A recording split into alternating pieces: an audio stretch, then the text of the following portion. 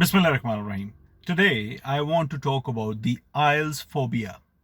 Now, what is IELTS phobia? It is like many people I know who are below the age of 30 and they could score very high on the CRS benchmark, right?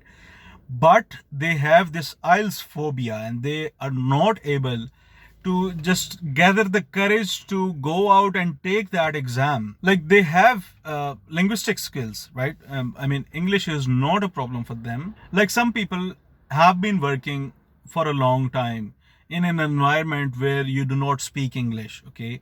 Because they have been speaking their native languages for so long, they think that maybe they are not able to speak English properly anymore in the current scenario, and they think that if they go out and take that IELTS exam, their money is going to get wasted, and they will not be able to score high enough like a CLB 10 or a CLB 9. But my message to those people is a simple one, that guys, at least try and gather some courage and go out and take that exam. It is not that difficult if you have like decent enough linguistic skills. It is difficult for those people who are not able to formulate proper sentences, who do not have a grip on grammar. But if your grammar is fine, if your confidence level is already good enough, because obviously you've been working for like 3 years, 5 years, 6 years in a company, okay, so your confidence level is already up there.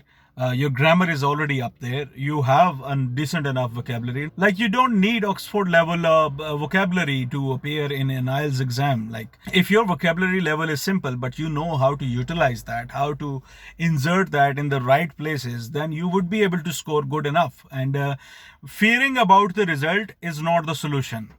Know the result and then prepare accordingly. I mean, it is not the end of the world that you have taken your IELTS test and your result is not CLB 9, right?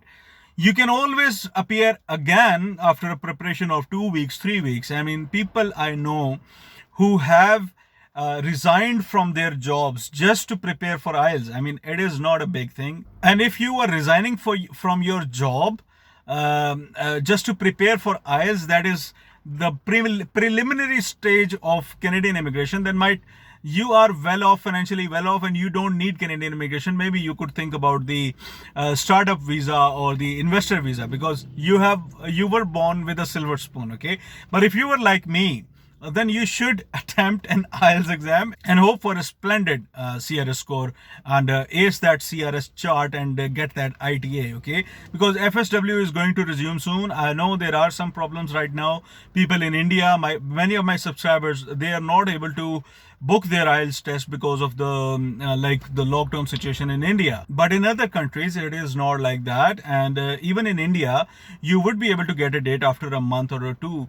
But the thing is that if you never try, you will never know. Like I have this thing in my car.